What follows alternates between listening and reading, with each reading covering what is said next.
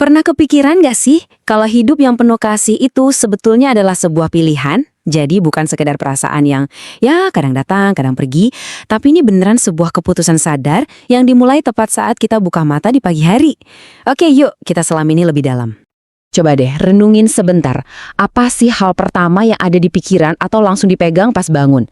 Mungkin langsung cek HP ya kan? Atau bikin kopi, atau langsung buru-buru siap-siap. Nah, kita akan lihat gimana satu keputusan kecil aja di pagi hari itu ternyata bisa mengubah arah satu hari penuh. Nah, ini dia inti dari obrolan kita. Coba perhatiin baik-baik ya. Ini bukan sekedar saran atau ide yang bagus loh. Yesus menyampaikannya sebagai sebuah perintah baru buat para pengikutnya. Ini tuh semacam kartu identitas utama mereka di tengah dunia. Oke, kita masuk ke prinsip kunci yang pertama.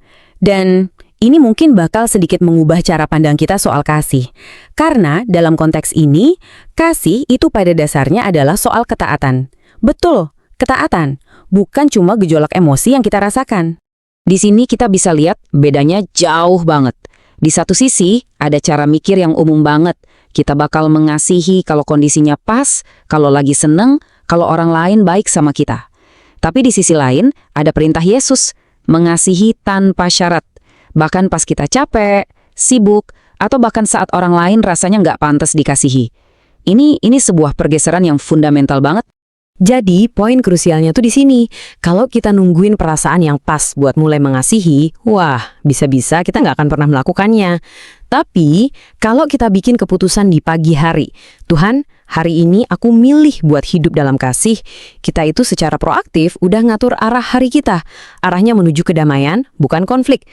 Nah, mungkin sekarang Anda mikir, waduh, perintah ini kedengerannya gede banget dan susah. Tapi tunggu dulu.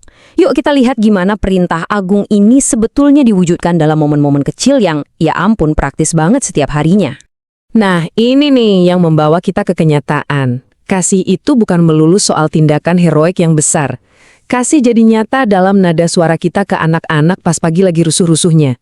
Kasih itu nyata dalam kesabaran kita pas kejebak macet. Justru hal-hal kecil inilah yang sering jadi ujian terbesar dari komitmen kasih kita. Iya kan? Wah, ini pengingat yang kuat banget. Seringkali kan lebih gampang bersikap ramah ke orang asing atau teman kerja daripada ke orang yang tinggal satu atap sama kita. Padahal ujian sesungguhnya dari kasih kita itu ya, gimana kita memperlakukan keluarga dan orang-orang terdekat yang kita temui setiap hari. Oke, kita udah bahas kalau kasih itu perintah, dan wujudnya itu dalam tindakan sederhana. Tapi, standarnya apa? Seberapa jauh sih kita harus mengasihi? Yuk, kita lihat pilar ketiga yang jadi tolok ukurnya. Bagian dari ayat ini kuncinya. Ini bukan standar yang ecek-ecek. Standar yang dikasih Yesus itu bukan kasihilah sesamamu seperti mereka mengasihimu, tapi kasihilah sesamamu seperti aku telah mengasihimu. Wow, ini standar yang jauh lebih tinggi dari apapun yang pernah dunia kenal. Jadi, apa artinya mengasihi seperti Kristus? Ini bisa kita pecah jadi 3 hal praktis. Pertama, kasihnya itu ngambil inisiatif. Dia nggak nunggu kita jadi baik dulu. Kedua, kasihnya itu nggak pamrih. Dia ngasih tanpa ngarep dibales. Dan yang ketiga, yang paling utama, kasihnya itu rela berkorban demi kebaikan orang lain. Dan inilah kabar baiknya. Kita tuh nggak diharapkan bisa menghasilkan kasih setinggi ini dari kekuatan kita sendiri. Nggak mungkin bisa. Sebaliknya, kemampuan kita buat mengasihi orang lain itu adalah luapan. Luapan dari pengalaman kita yang udah lebih dulu dikasihi sama dia. Jadi kasih itu ngalir lewat kita, bukan murni dari kita. Oke, mari kita lanjut ke bagian terakhir. Kita akan lihat gimana pilihan pribadi untuk mengasihi ini ternyata punya dampak publik yang luar biasa, sebagai sebuah kesaksian hidup. Coba deh pikirin sejenak betapa dalamnya kalimat ini. Buat banyak orang di sekitar kita, cara kita hidup, sikap kita, respons kita, kata-kata kita, itu adalah satu-satunya Injil yang pernah mereka lihat atau baca. Hidup kita itu sebuah pesan yang, wah, kuat banget. Jadi menurut Yesus, tanda pengenal utama seorang murid itu apa? Bukan jabatannya, bukan seberapa pinternya dia, atau bahkan seberapa aktifnya dia di gereja. Bukan.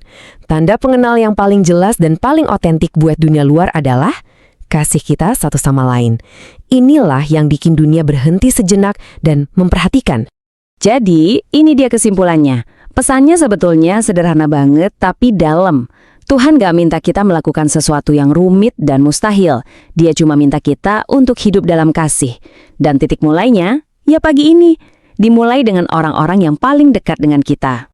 Sebagai penutup, saya mau ninggalin Anda dengan pertanyaan ini buat direnungkan. Bukan rencana besar yang muluk-muluk ya, tapi satu aja tindakan kasih yang sederhana dan konkret. Apa satu hal kecil yang bakalan Anda lakukan secara berbeda besok pagi sebagai respons dari apa yang udah kita obrolin hari ini?